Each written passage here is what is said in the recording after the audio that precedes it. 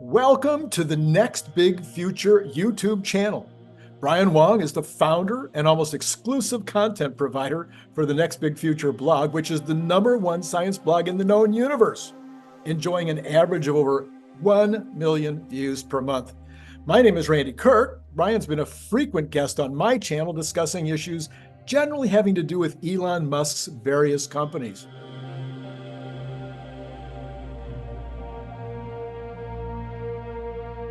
We are back. We are ready to drive into some more exciting and interesting things that are happening in the computer world, in particular in the #1 theme that is out there, AI.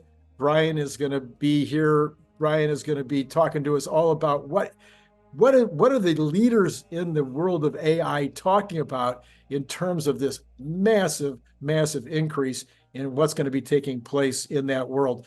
So, Brian, here we are again, Yes. talking about science, and I am going to try to understand. You're going to try to teach me, and we'll see how that all works out. I figure if I do this long enough, I might be a genius like you. What do you think? I think it'll definitely happen. And one thing is that I have a cold, but I am glad to be here, and I think there's important things to share. All right. Well, let me go get my mask. Yeah. We want to make sure that we're protected. Anyway, all right. So let's share your screen and let's talk about what is happening in the world of AI. Okay. So the main thing was that a few months ago, Tesla had shared that they were going to achieve 100 exaflops of DOJO compute, which is growing from 30 times less in January 2023. So that'd be like 3 exaflops over here. And then by July, we're looking at 20,000 equivalents of an A100, which relative to 300,000 is about 15 times less that we have. So by about here, in January, assuming things are still on track, we're close to 20 or 30 exaflops. So we've grown by, close to 8 times over a year. And then we should go another 4 or 5 times, according to this chart, which was, everyone thought, wow, that's a huge pace, right? But it's not quite 10 times. It's every year. It's more like 5 times every year. Okay. But there was a little Twitter space between Peter Diamandis, shown here, and Elon Musk. So if we can play it, and then Sure. The key point. Let's close out on the conversation of AI and AGI, which I know a lot of people are always interested in, and there's a real fear about AI. What would you say to dissuade people? I mean, I've heard you say 80% probability we make it through, and we need to protect the downside. Can you speak to that? How can people walk away more optimistic than pessimistic on this front? And how do you think about, is it containment? Is it shaping how we train our AI systems? How do you think we navigate digital superintelligence? Well, the rate at which AI is growing it really boggles the mind. Yeah. So it currently seems as though the amount of compute dedicated to artificial intelligence is increasing by a factor of 10 roughly every 6 months. It's faster than annual, that's for sure. So, I recently heard today about a gigawatt class AI compute cluster. Wow. That's, I think, it's being built in Kuwait or something to that effect, and it's like 700,000 V100s, which is a couple generations above two generations Yeah, beyond the H100, H100 that's currently. Okay, so that was the key points that I wanted to discuss there. One was the 10 times every 6 months. So, and also B100s and X100s.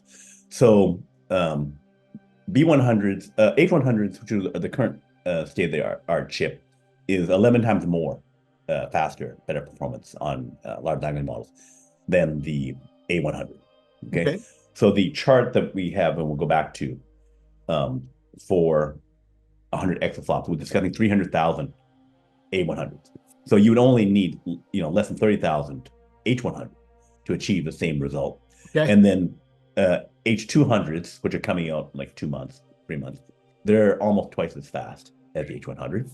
And then B100, which is coming out later in the year, would be, looks like at least double the H200, maybe 3 times as much.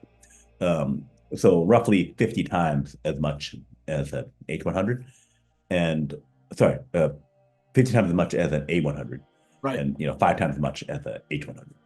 So the chips themselves are improving, as we are well aware, and NVIDIA has upped its cadence to offer 2 upgrade chips every year. So first half of the year, 1 chip, second half of the year, another chip. Because they want to keep ahead of a bunch of other companies, the startup Tachyon, that's working on superior chips. So there's a lot of competition there. Okay, but the key point, 10 times every 6 months. So that means 100 exaflops is too slow. That means, we're only going to go up 3 times in nearly a full year, right? Versus 100 times, right? Way too slow. So no way, in my opinion, would Elon Musk, seeing this pace, then say, yeah, it's okay for us to go 30 times slower than everyone else. I see. Makes no sense. Okay, so what does that mean? So the green is when does he start getting on pace to go 10x? So assuming that we're roughly about 30 exaflops now, right? Then, we'll go to 100 exaflops in October, and then we start going 10x, right? So then it would be, April 25th that they go to 1,000 exaflops. By October next year, they're at 10,000 exaflops, which is 10 zettaflops, right? That could be roughly the pace that everyone's going at. They said, okay, it's going to start going 10x every 6 months. He's meaning like from now, right? Not so, but it takes time to implement. So we get to the original target, and then we start speeding up. That would be this, and then you'd be at 100 zettaflops by April 2026, and then you'd be going up to 1,000 zettaflops after that. So that's 1,000,000 exaflops. So things get, as Elon says, weird, and they get weird fast. Yeah. What does that mean? That means that if I'm 100 times faster, I'm doing compute that would take me a year in like 3.5 days. Yeah. I'm doing 2 years worth of work in a week. If the main bottleneck is the compute, and Tesla has said, now they become pure neural nets, it's just training and compute, train data, compute. That's what it needs to. But there's also an energy component.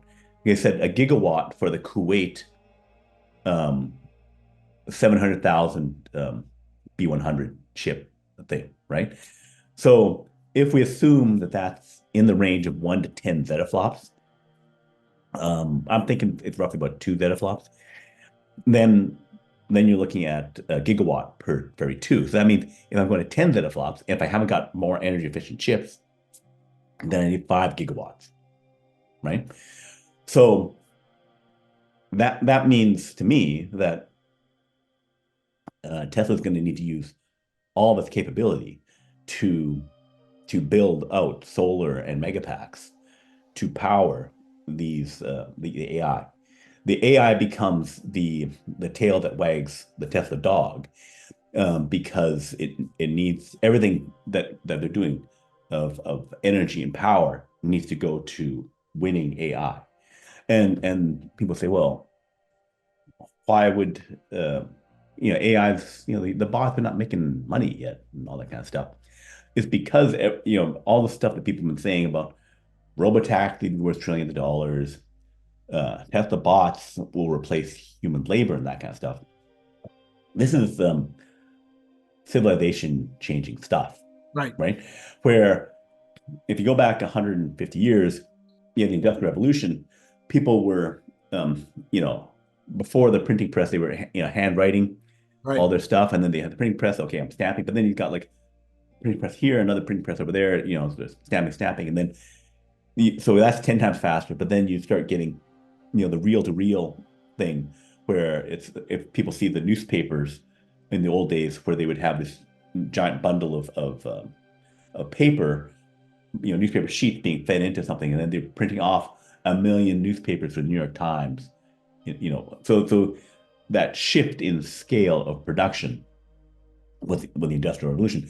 So this and then all that Industrial Revolution, making millions of cars, everything, over 150 years increased the world economy by 100 times.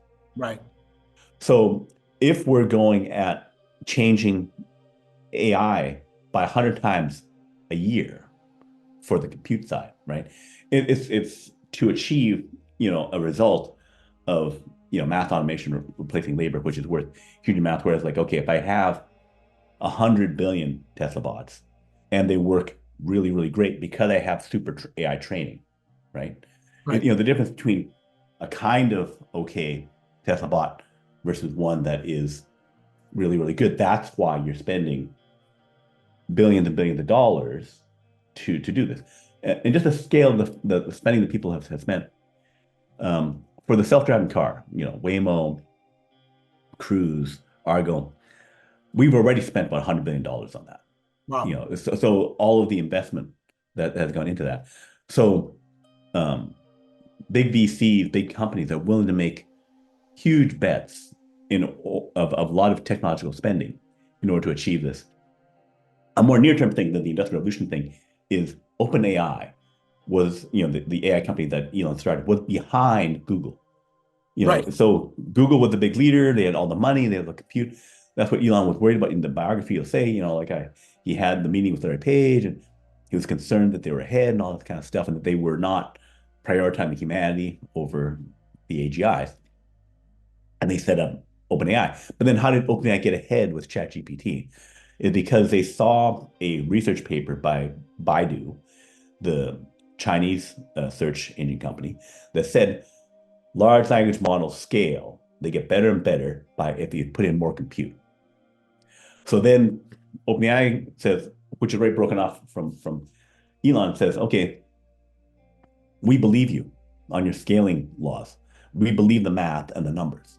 So we will spend, and we'll go to Microsoft, who'd already been funding us, get another few $1 billion and scale this thing like crazy in order to get ahead, because we believe that the scaling laws apply, right? And then they did that, and then you end up with ChatGPT a couple years later, and they accelerated past everyone else. Baidu and Google saw the same research paper, and they not say, oh yeah, we're going to make that bet. They started scaling, but they weren't as aggressive. Right. Right. And then ChatGPT, OpenAI, GPT-4 is better. Right now, Google Gemini is scaling there as well. So it's a big race, because people are not saying, I'm going to use the almost as good AI, right? Saying, GPT-4 is way better. That other stuff is crap. Yeah. I don't want to use it anymore, Yeah. right? So that, it was the same thing for search. It was the same thing for cloud computing. Sure. Where, again, they spent, cloud computing is already trillions of dollars. Right. Right. And Amazon and Google and them and Microsoft spent, tens of billions of dollars. I think, they spend like $20 billion every year, on the research to build up all that compute cluster. So building out a lot of compute is something that, or, building out like $20 billion for a semiconductor fab or something like that. These are the scale of information bets that is done all the time. And as I said, Elon talked about that Kuwait group. So clearly it's a Middle Eastern group that is building a nuclear power plant or something to power, which is 1 gigawatt in order to power an AI data center. So that goes to Elon saying that it's chip shortage and then transformer shortage, energy shortage. And that also means that we will be hearing announcements about things related to the energy product of Tesla. That will be, how can we scale out the energy we need to make the energy to back up this AI compute? So if everything's going to be lining up to, how do I make better Tesla bot software with better training, the DOJO, and the energy, and it's scaling at 100 times a year.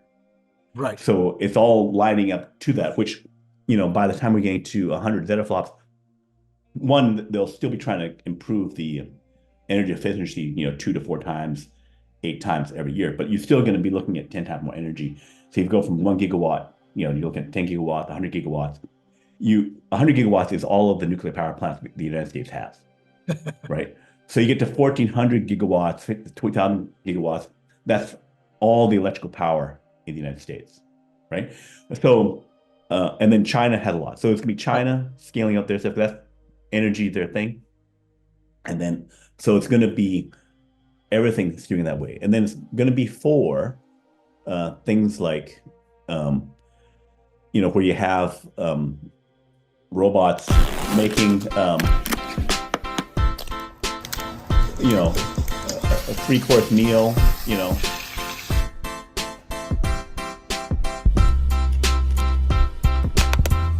So it's not even a humanoid bot. It's got like a couple of manipulators on it, right? Right. So this is probably a smaller group. But then Optimus, we have the Gen 2 reveal.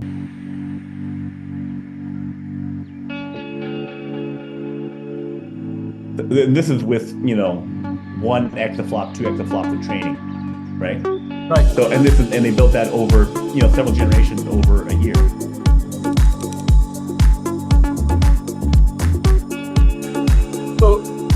So Brian, let me back you up for just a second, because I Sure. was starting to get lost in the numbers. Sure.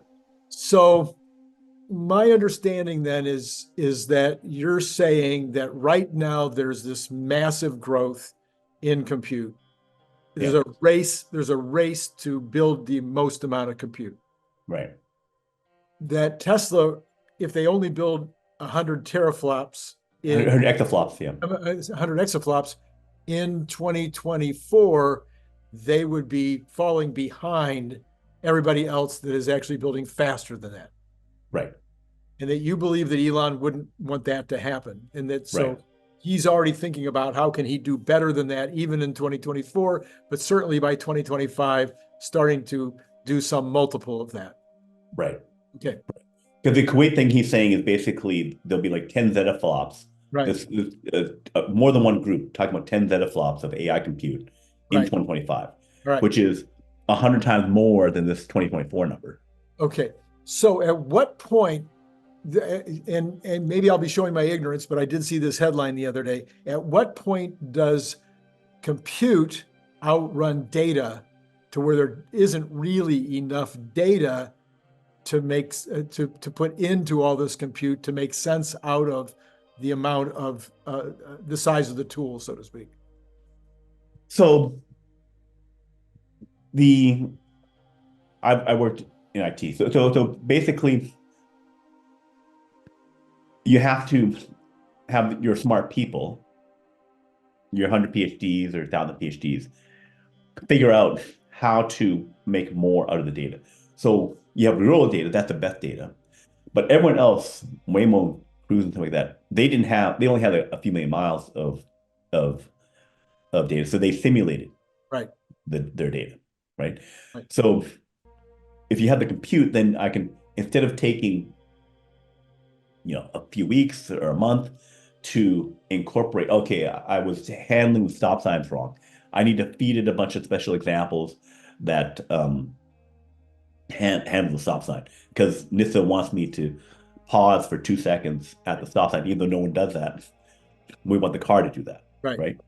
So they fed in the training and took a month or something like that to do it, because you have to give the examples, and then you have to like readjust the weights, which is, you know, the zeros and ones that make up how things behave. Right.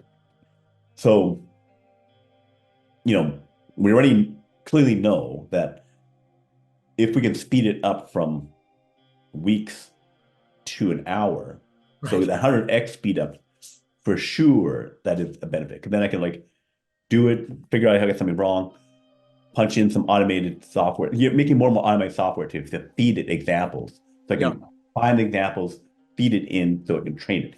So it's like the pipelines of scaling of how fast I can handle the data. But if my compute thing is slow, then everything about it is slow. So I can't, you know, that's a limiting factor with how fast I can do stuff. So it's like, okay, if I take, you know, a day to do my Excel spreadsheet to compute something, right? I set up my thing, I do it the best I can, I punch go, and then I walk away and come back the next day, right? So that's the kind of thing that you have to have where I'm coming back the next day, I'm coming back next week. Okay, did do it? Great. So there was, if it's taking longer to solve that problem. So the compute means I bring that way down. Ideally, you know, to human timescales, because people are still trying to run the automated systems. So if you're having everything happening in the day where I can make changes on the fly, I don't have to think about, do I want to do that? Because it's going to take me a week to get the answer back. Mm-hmm. You know, I can get the answer back right away. So for sure, they know that scaling 100 times, 1,000 times is going to bring it into my workday where I can do like more things in the workday. But then they have to build, as they overcome that bottleneck, then they have to make more tools, more things to scale the data, either simulate more or to more rapidly get real examples, you know, to work on the other part of the problem that's slowing them down. Okay. All right. So then the second question I had was with regard to the chips themselves. As these are scaling up, I think I heard you say that they will be more efficient in terms of their energy use, even as they're going to require lots more energy overall, individually or per flop, they're going to be using less energy per flop. Is that correct? Right, that's correct. Okay, so but the amount of, and there was a quote the other day from another Wong. You explained to me that he spells his last name differently than you do, but there was another Wong who had a quote the other day. CEO Jensen Huang, CEO NVIDIA, Okay. said that AI, he said it like maybe last year, that AI compute would scale up by 1,000,000 times before the end of the decade. 1,000,000 times. All right. And this is kind of what you're talking about here is what will happen in the next couple of years that would have us going towards that 1,000,000 times. You're looking at 100 times, but 100 times 100 starts to get to real numbers pretty Right. So according to this, 3 years of every 6 months going up 10 means that in 3 years we got up 1,000,000 times. Oh, I So see. instead of 6 years, 7 years, that slow dawdling pace that Jensen Huang was talking about, we're talking about doing that in half the time. So then Elon says that by 2025, well, right now he's saying that, and I've also seen a ton of reports since he said it, transformers are already 2 years out. Large transformers, you're already 2 years behind. I don't know about the smaller transformers, but I understand that those are problematic as well. It's only going to get worse. Have you seen anything yet about anybody stepping up to the line to start building transformers in much larger numbers? Otherwise, what difference will it make? How much of this compute we have, there won't be enough cool water to keep the plants running. So transformers are things that change the power. So if I'm generating a gigawatt from a power plant, then I'm sending it out to these distribution transformer things that step the power down. So it's coming out at, I don't know, 1,000,000 volts, something like that. And they're stepping it down so that by the time it comes to my home, it's at 100 volts, 220 volts, right? But tracing back, there's some, you know, thing within chain link fence that's about the size of a block that is a bunch of electronic equipment that is changing the power to split it out to 1,000 houses, right? That's the part of the grid that always, oh, that part of the grid broke down. But then going back the branches of the leaf to these larger power plants, larger power plant, 1 gigawatt sends it out to 10 different things. Now I'm breaking it up from 1 gigawatt to 100 megawatts each, and then lower voltage and blah, blah, blah, big, thick cables and things. So then these larger transformer things, that's the stuff that's where I'm breaking down the power, because I can't plug in my chip directly into a gigawatt power plant. Right. I need to have things broken up. So the problem is that the US and Europe have not increased power plants much. They're basically replacing the ones that fail, or making them solar or shutting down some coal. Overall number has been relatively flat for on the order of 5 decades, 50 years, right? So there's no companies sitting around saying, hey, let me make a bunch of transformers and other things like that, because you weren't buying anything for 50 years. I could not hang around while you gave me nothing, right? So then the level of capability the US has about 1% per year. So we made the grid over 100 years. We did maintenance for 50. And now we're going to start flipping over and actually making a bunch of power, which is why China's ahead on this. Because China started growing, catching up from 100 times behind, $300 to US, $300 per person to US $30,000 per person, catching up to like $12,000 per person, $15,000 per person to US $80,000 per person, right? So over 50 years, when Deng Xiaoping opened up China and then corrected the stuff that Mao was doing, that's when China grew. And then they did a catch-up phase, catch up on technology, but catch up on energy, right? Right. So now China has more power, electrical power, than the US and Europe combined. Okay. Right. So that was when they were making like a coal plant every week. Right. A gigawatt every week. So they were adding, 10% power, going with their 10% GDP growth for a while, right? They slowed down a little bit to 5%. But they were building out a ton of infrastructure, right? A lot of power. So China and other some countries that are in the growth phase are more attuned to, because they got companies building this stuff all the time. They're building out their grid, and they're in the build mode, right? So if we're going to AI increasing at 100 times every year, everyone's got to go into build mode. We have to build more power. We have to build more power plants, more power. So the US, the shortage problem on the transformer side is the really big transformers. They need to have special rail cars and railway to move like a 500-ton thing. Yeah. Right. But over a decade ago, the US realized, even before we realized we need a bunch of AI power, they realized, hey, we can't even replace the ones that we got in case they break down, the really big ones, right? Because we can't move. We took apart the railway that moved the 500-ton component, right? And we had to make the old component. So they did a test. I think it was probably DOE. They had a test where they said, let's break it into 3 chunks. So a regular heavy load thing at 100 tons a piece on railway or in trucks can move these pieces, and then we can build 3 pieces together. So there is technological work to do that, but I think still too slow, right? They can at least build something, but then they have to scale up a company to build up like 100 of these things. The ones that are building stuff are probably in China, India, and other places that have some growth. But the US, in order to like reshore it and to do it, will have to come up with new technology. Probably an energy company, maybe something like Tesla, might come up with new technology that would say, I got these mega packs, each one doing 4 megawatts, and put 100 of them together. And then I would then put in other power electronics to get things to scale. Because right now it still takes, months to install the megapack installations, right? Which, again, if you're in a race, you don't want to have that time.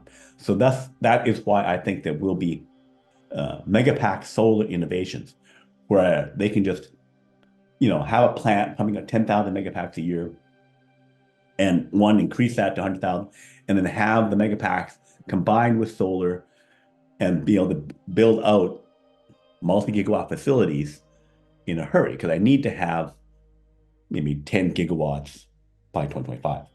I need 100 gigawatts by 2026. So that's solar, batteries, everything. Right. Okay, so you see that maybe Tesla will surprise us at some point by announcing that they're going to go to even greater scale on the megawatt production and on solar production, or would they be making that offshore someplace? Can they make solar panels in the United States? I mean, well, I guess if there's unlimited demand, you can charge whatever you want to, but would they make them in the US, do you think, or would this be So the issue is that China has all the gigafactories for solar. right? They chose to take over that thing. Right. So I think 60% of the solar panels are made in China. Yeah. They were willing to eat losses on that, which is why other commercial people got out of it, is because China went for a market share grab and lost a bunch of money in order to own it. And there was a bit of a glut of solar panels, right? So now we'll transition from a glut into a shortage as this thing scales up. Exactly when will be, when does 100x overrun the glut, right? Probably 25, 2026, right? 2027 latest. If you're growing 100 times, right? A year. So on the solar panel side, they can say, okay, that's a bottleneck down the road. We may be thinking about it. But that's a 2028 thing for us to. So we will work on it. We will have some special project when we run the spreadsheets and see when we need it. But there's some issues with the solar panel installations. Just like to try and pick the solar roof and do that installation. There's installation other problems that we have now where we can't pop up a multi-gigawatt thing. I think getting the solar panels, we're already producing at 100 gigawatts, 200 gigawatts a year. So that's less of a problem than speedily installing a few gigawatts for this power and then connecting it up and do that distribution problem. So so the solar panels, I can get those. I'm good with that. But I got my megapacks, the connection stuff. Yeah. All that, getting that working together and then connecting it's that. And then the rapid install is a big issue. If they have things like these humanoid robots, these Tesla bots, Right. they're really cheap for labor, and 2/3 of the cost of a solar farm is the labor. Oh, I see.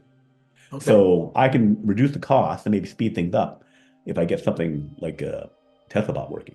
So it's kind of a chicken and egg thing where I can make my Tesla bot robot chicken that installs my solar panels to make that easier.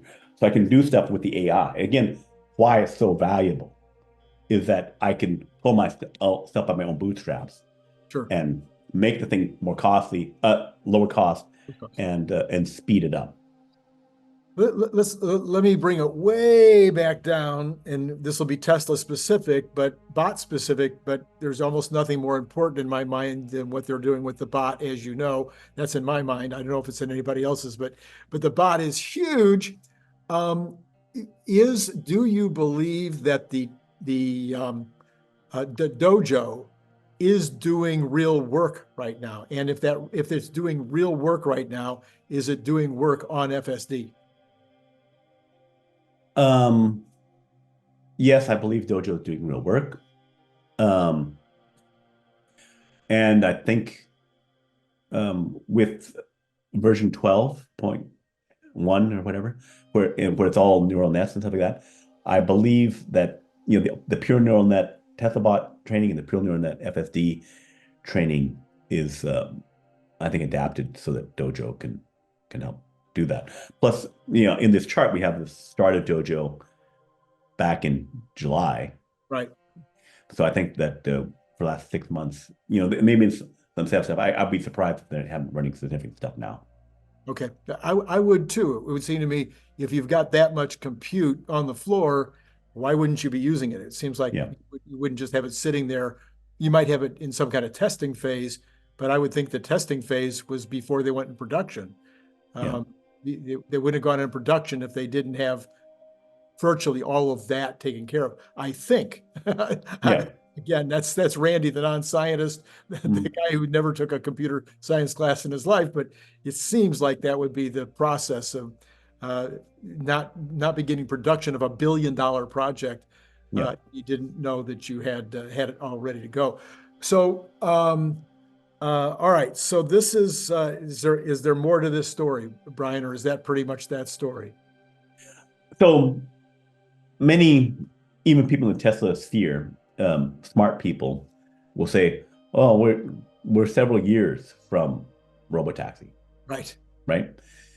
So the thing would be that if we get 100 times more compute, this year, and 100 times more compute next year, then we're making as much progress in a day as you would in a year. So your many years becomes days. Yes. In 2025, right? Or even late 2024. So even as hard as it is, if you're off, the rate of improvement should just be, off the chart nuts. So even if you underestimate the problem, 10 times, Right. it would have taken 20 years. That could end up being 20 days. So, how hard could this problem end up being? And the other thing is like, the improvement should be a lot better. Yeah. So in terms of the quality of FSD and Tesla bot and the capability, like this is why they'd be spending, $10 billion or whatever to build this stuff out, is because it's going to make a difference. It's going to work. Yeah. All right. That makes total sense. So then if we want to solve this problem a different way, we could have either computers going to quantum, which we talked about last week. If people want to go back and check out our show last week where we talked a lot about quantum computers, which would use less energy, but even better, no, that wouldn't solve it. Oh, okay. No.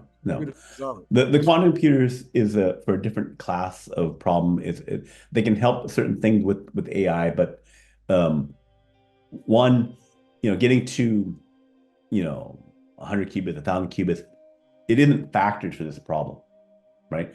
It can't handle all the data. Like, if I can get 10,000 qubits, which is logical qubits, a million, whatever, that doesn't hold this problem. It doesn't have this AI. It would only be for a particular section of the problem where mathematically something blows up combinatorially. So that would use it for a particular section of an overall larger problem.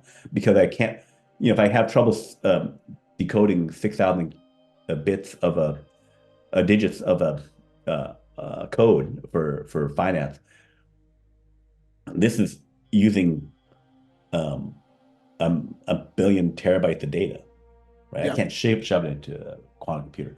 So it will be important, but only for very specific classes of problems, not related to this. Okay, but what would help would be if we had room temperature conductivity, superconductivity. Yes. And yes. I think you have a separate story on that today. Yes, we have a separate story on that. Okay, room temperature superconductivity. So everyone heard about the LK99, the South Korean room temperature superconductors. The reason that could be a huge importance for many things is that if I make thin film room temperature superconductors, my computer chips can go 200 times faster. I can go from 4 gigahertz up to 800 gigahertz if things work smoothly. I'll have to scale up and make the superconducting chips to the scale that we have, but in terms of like billions of transistors, but it'd be billions of superconducting Josephson junctions. So for a few months, people are thinking, oh, LK99 is dead. We put the many scientists saying, oh, we put the nail in the coffin of LK99 because there was some sulfur contamination that we think was causing these readings. And shockingly, researchers that were looking for a flaw found flaws. Awesome. Yeah, and they did it based on bulk superconductor. So meaning like I have a a big thick chunk of it, right? But not thin film, not like a micron thin. So the original Korean researchers said we're seeing superconducting on thin film, but they said that it could be one dimensional, whereas it's like only certain spots to be substitute out the copper in the right spots and all those kind of things. But there wasn't any really good experimental confirmation. There was a lot of theoretical stuff where people using supercomputers would say, when we use these molecular computations, this looks good. Mhm. This looks like it could do something. That was, Lawrence Berkeley National Labs, like places with respect were saying computation, this is super interesting. Which the people who say experimentally, hey, I didn't find anything, these guys are frauds because you're getting all this other stuff that's looking like it's, other researchers saying, hey, this could be the path to, if not it could be a path to it. Anyway, so the major developments are a set of Chinese researchers, three major groups of Chinese researchers. Two work together. This first one, possible Meissner effect. Meissner effect is where the superconductor suspends over another magnet. Right. It has to do it the right way. If it's kind of not quite the right way, you can get something that looks kind of like it, but not that. So there's a lot of different things in magnetism where it's like almost the right magnetism, not the right magnetism. So that is a tricky effect. These guys are saying possible Meissner effect near room temperature because they didn't float something, but they have detected all of these magnetic effects within it that say this is happening, right? In the discussion area on the Chinese boards, discussion boards, the researchers are less cagey. They say, no, we got it. Right? Oh, really? But they say possible Meissner effect in the paper because of all the negative crap going on. That they don't want to quite go out there yet. They privately are saying, we totally have this thing down. But in our paper, we think it's possible, just in case you freaks, attack us, and then we may need to adjust, right? So it was two research groups, one north in Beijing, another group in the south, that were working on this separately. They each made different samples, and then they're finding these various indications of superconductivity. They merged together. Each group replicated the other group's stuff, and then they did the other detection. They used really precise, really careful how they made it, so they didn't cause some contamination effect, because the superconducting effect is very weak. It's because it's only some needles in the haystack are having superconductivity. Right? Because it's difficult to get everything in the right spot. But they are detecting it. But it's okay, it's detecting it, but it's weak because we know it's only a little bit there. Plus, there's some other effects laying over top. But very precise work indicating weak Meissner effect. But it's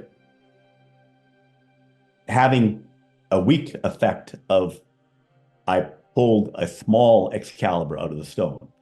You still pulled Excalibur out of the stone, right? So they're still doing, findings and possible things. It's not if you got nothing, how are you finding a weak super? I'm not getting a weak superconducting effect from some random bottle of nothing, right?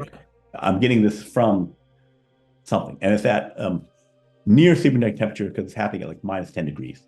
So I have to stick it into a regular refrigerator, which they get some effect at slightly warmer temperature, but the really clear effect is at minus 10, which is close enough if that ended up being the case, because I can put my supercomputer with 800 gigahertz thing into a cooling thing, no problem. It's trivial. Okay. Okay, so then another Chinese group in Guangzhou near Hong Kong, they detected microwave absorption. So all the other superconductors, and there's many different kinds, niobium, mercury, a lot of other superconductors, the YCBO, the ceramic ones, they all have this microwave absorption effect. So by running detecting this microwave absorption, they can then again see, like I've got a pile of powder and I see little bits of superconducting. This is a way to detect that. It also helps them to determine if I can make it better, let me run the sample through. Did I make it better? I did something different. Oh yeah. Did I make it better? This can tell you if you made it better. So one, it's a sign of superconductivity, and then two, it's something that can help them to determine how to improve. Both of the detections can improve the work. Plus, it's all leading towards, okay, we're going to make it better. In all the papers, they say, we will make these better, and the superconducting effect will be stronger. And Brian, I know I remember that in the early goings on this, that there was a lot of conversation about how this was reasonably easy to make the LK99 material in a in a decent high school science lab. You could make this LK99. What about this detection equipment? Is this detection equipment priced at a level at which smaller labs, multiple independent individuals would be able to do some of this work or not? I think you're looking at more like a $10 million lab. It's still not huge. Yeah, still not huge, but the better work may be $100 million lab. I would say we should not go cheap. It's too important to say, can we do a miracle and do it cheap? It's like, just do it, So big research lab doing the work, leading the way on this thing. And also it's requires a level of knowledge and sophistication around the superconductors, which is, you need the leaders in the field working on this thing. You don't want to. I think what I was thinking, Brian, is how often does it happen that some garage operator is the one who, like these three students in South Korea that actually got the breakthrough to begin with. If it's fairly easy to work on, it doesn't mean that you don't give it to the top research labs. You and I talked about this months ago, that if this is this close to being a reality, I have to believe that even Elon Musk and Tesla have something going on right now where they're testing or doing something. Maybe they've only got 3 scientists working on it, but they got something going on, I would think, to see if they can get some of these effects. Right. Excuse me.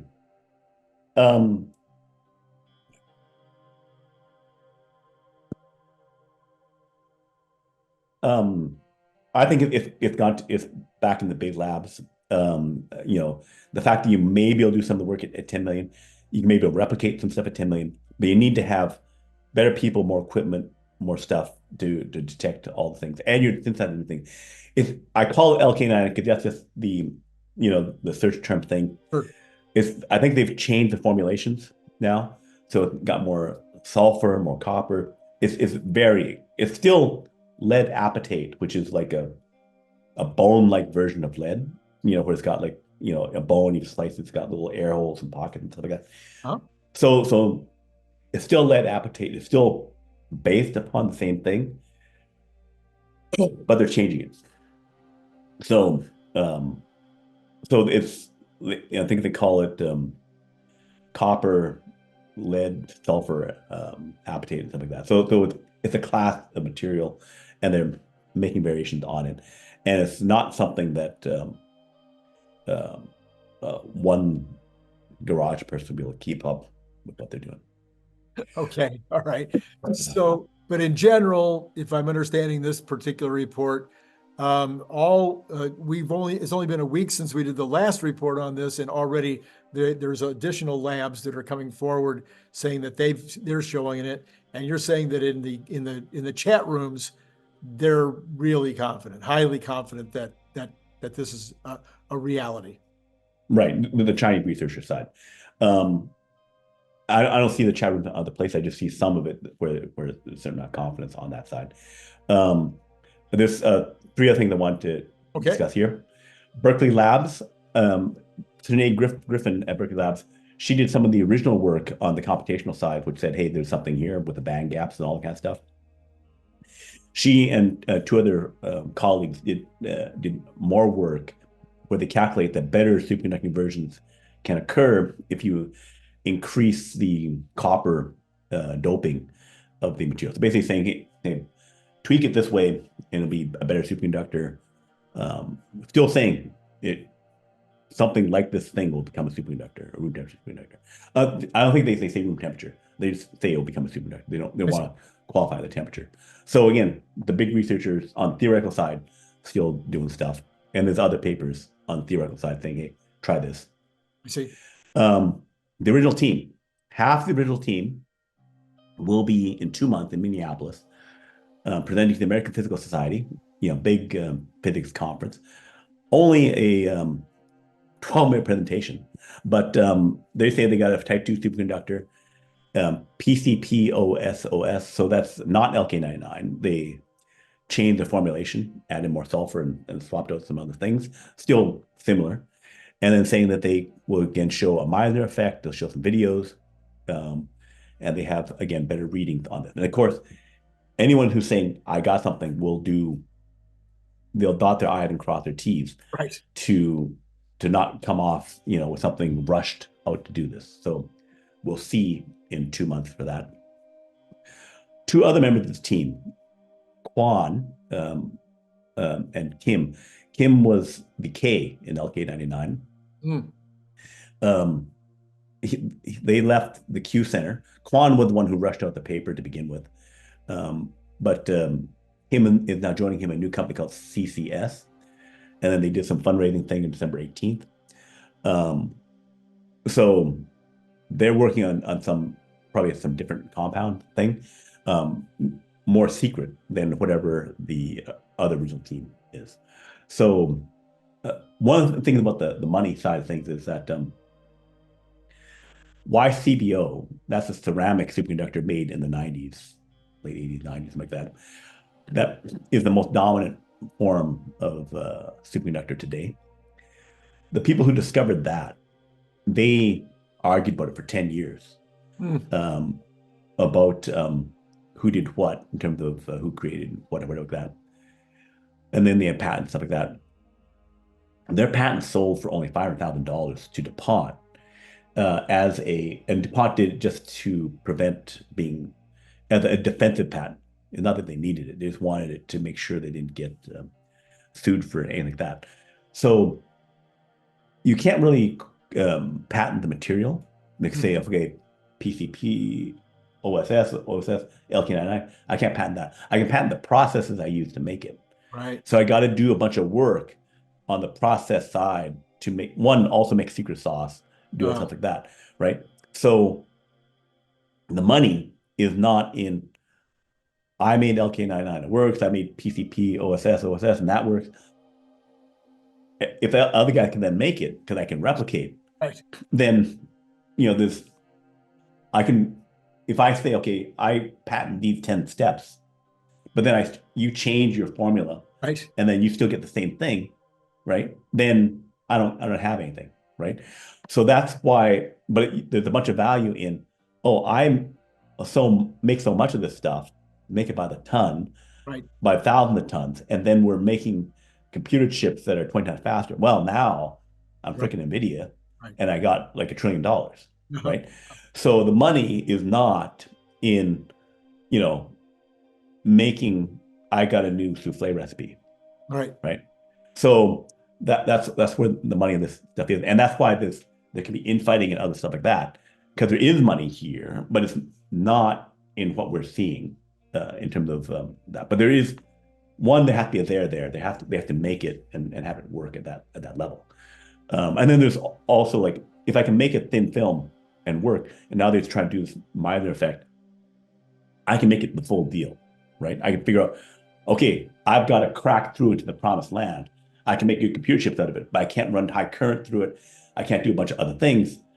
And I want to do that because I can't make super rockets. I can't make Levitating levitating trains, flying cars.